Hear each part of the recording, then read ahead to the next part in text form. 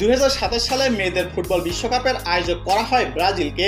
থাইল্যান্ডের রাজধানী ব্যাংককে ফিফা কংগ্রেসে উন্মুক্ত ভোটাভুটি শেষে স্বাগতিক দেশের নাম জানানো হয়।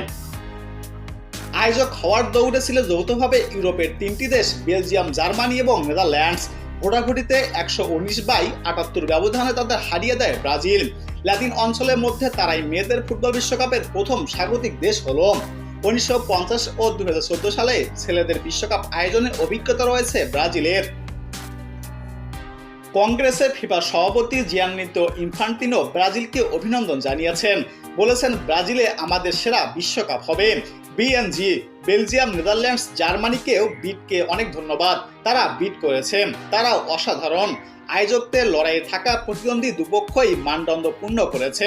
তবে ফিফা মূল্যায়ন প্রতিবেদনে ব্রাজিলের স্টেডিয়াম, বাসস্থান, ফ্যানজোন এবং পরিবহনের মতো ক্ষেত্রগুলোকে বিবেচনা নিয়েই প্রযুক্তিগত দিক থেকেই তারা বেশি স্কোর পেয়েছে।